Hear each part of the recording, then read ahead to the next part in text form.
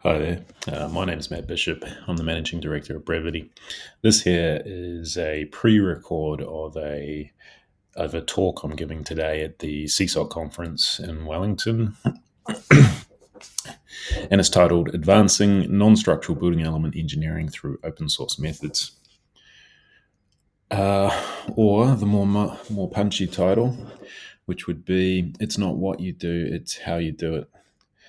So this talk is a little bit of a Trojan horse. It's nominally about some technical details around the non-structural element design or seismic restraint of plasterboard ceilings, but really it's about using open source software and open source methods to share methods and advance the profession. So the technical details. There was about a decade ago when we started to design seismic restraint for grid and tile ceilings. We did quite a bit of research and found out that fixed float or fixed free details were the commonly accepted method. And later on, that got embodied into ASNZS 2785. That's the fixed free design that you can see on the left-hand side there.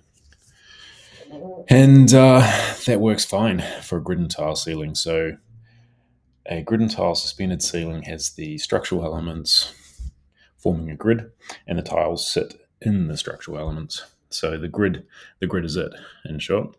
And if you don't allow enough space on the side of the ceilings for the grid to slip, a free edge, in short, it tends to compress the grid collapses, and the tiles fall down.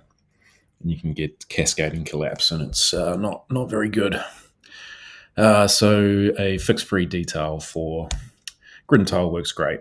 When we first got into suspended plasterboard ceilings, we just took that same methodology across without thinking about it too much, and it turns out it didn't work very well. The plasterboard essentially is more rigid than the suspension grid. So the idea of allowing the suspension grid to float did very little if the plasterboard was square stopped into the corners, which is your predominant edge detail. And even if you did allow for some float in the grid, if you've got a square stop on either edge of a room, it doesn't go anywhere. So it turns out that for a plasterboard ceiling of a nominal size up to about 12 meters, a fixed edge actually makes a whole lot more sense. And we did some work last year and brought that into the AWCI code of practice as a typical example of a design. Just going a little bit more into that. You've got your grid and tile on the left there, and you've got the square stopped plasterboard on the right. And what we found is that the square stopped edge actually has a lot of strength compared to the connection of the grid into the perimeter, almost double the strength. So if you think you're floating an edge with a square stopped edge, you're really not. The plaster and the plaster tape has significant strength.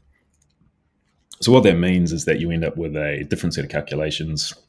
You end up with a diaphragm effect, not a full structural diagram. And I've got to be pretty clear about that point because it's not transferring loads through the structure like a superstructure diaphragm does, but it is acting as a diaphragm to hold its own weight back into the walls.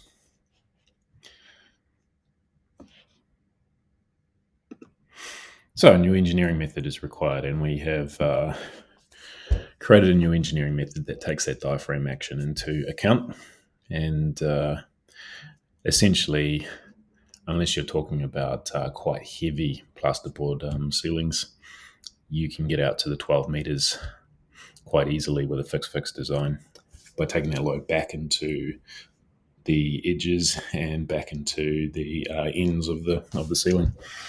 Uh, 12 meters because that's the point where you start to need expansion joints in plasterboard for thermal expansion anyway. So once you get past that point, you're going to need bulkheads or something to fix that edge. Anyway, we've created a new engineering method. This is where we start on the second part of the presentation. Created a new engineering method and have a screenshot here is the method which has been written in Google Colab, which is a Jupyter Python notebook method. This is a great tool. I think I can go a little bit more into it into the next slide here. It is a mix of Python code, essentially engineering equations codified into software code, and a report. So you can use you can embed images, and you can embed your DFR content alongside the calculations, which is what we've done here in our plasterboard NZBC New Zealand engineering method.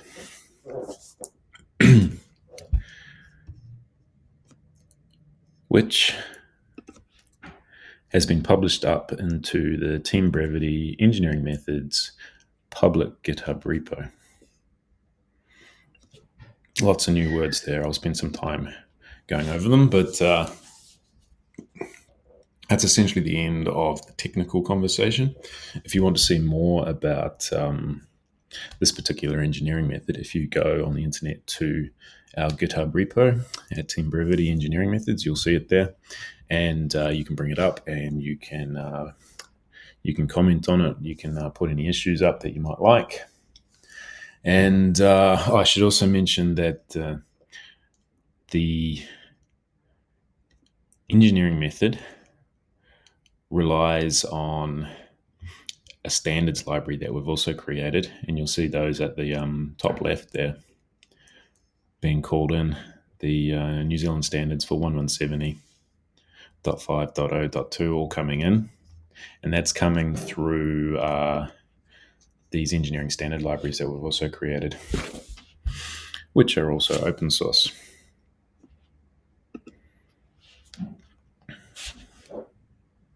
Now, it looks like I want to talk about open source a little bit more before I get into the next issue. Open source software is essentially where the code is given out for free, for use, for anybody else on the internet. Which then begs a rather large question: who's liable with open source engineering methods? We're very used to working in a project-specific basis. Open source engineering methods move or separate the method from the project, so we can discuss and peer review methods before they get used in projects. And I think there's considerable professional value in that approach. So then if somebody else uses my method in a project, who would be liable? Well, they would be, in short. And there's a lot of infrastructure that's built up over the time around open source licenses and how those liabilities and rights get protected. This here diagram shows the difference between licenses which protect commercial value and licenses which allow for free sharing. And the most well-known one is the MIT license. And then you can see going towards full proprietary or closed, no licenses for reuse at the other end of things. And let's have a quick look at the MIT license. Permission to grant hereby granted free of charge to any person obtaining a copy of this software and association documentation to deal in the software without restriction, including without limitation, the rights of use, copy, mail, blah, blah, blah, blah, and sell and use and whatever. Use it for whatever you want. That's basically what it says. It's provided as is, without warranty. In no event shall authors or copyright holders be liable for claim damages or other liability. Essentially, as is, do with what you will, but don't blame me.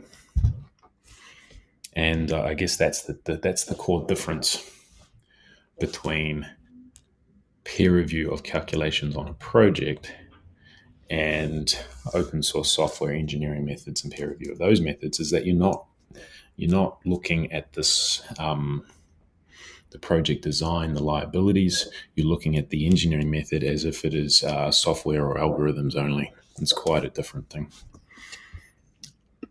but it's pretty useful. What do? We have balanced the value, the commercial value, and the professional value through releasing some stuff as full open source, and then we have quite a lot of proprietary closed data as well.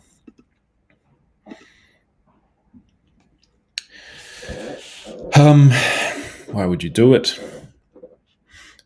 And then rearrange those two slides. No, that flows pretty good. Okay, so benefits of engineering methods as open source software.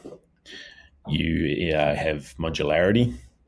And so, for example, those engineering standards function libraries, when 1.75.5 gets updated, I have to change one spot and change the algorithms in one place, and that will automatically flow through all the rest of my engineering methods, which is pretty handy. Transparency, you can see what's changed, when it's changed, full audit logs on the software in the repo. Extensibility, I have built out 1.70.5 for parts because that's the part that I'm interested in. Someone else can take that and build it out for superstructure. And standardization, shared libraries ensure consistent compliance. Once an engineering library gets well known, it doesn't need to be reviewed by council to the same depth, say. They already know and understand what they're getting. These are great things, right? And you can see that, we're running businesses, yeah? So we have to balance. We're running businesses, but we're also part of a profession. So we have to balance increasing commercial, we have to balance looking after our commercial value with our professional obligations as well. And on this particular matrix, there's some things like client relationships and insurance certificates, say, that have massive commercial value but very little professional value. You know, like I'm not going to sit up here. Nobody's interested in listening to me talk about my insurance certificates, say. But then there's other things like engineering methods, which, yeah, they have some commercial value, but the professional value of being able to discuss those as open source methods considerably outweighs the commercial value. I really want those methods to be best practice. By sharing them, I can achieve that. And I think that's worth some of the IP loss, I suppose. And then engineering standards, well, they're all supposed to be the same, right? We're supposed to be using the same interpretations from the standard. So that has even less commercial value. All right, obligatory AI slide. As we get into the future, we have all of these potential benefits now, but AI and making sure that it is grounded on the basis of truth requires lots of libraries that are well edited, well peer reviewed, well controlled, in short. And by having an open source basis for this, we help to make sure that the AI of the future does what it's supposed to do. And that is it. All right. You can put comments on this down below here, and I'll answer those. If you're coming along to the presentation, well, you can ask those questions in person. See you this morning.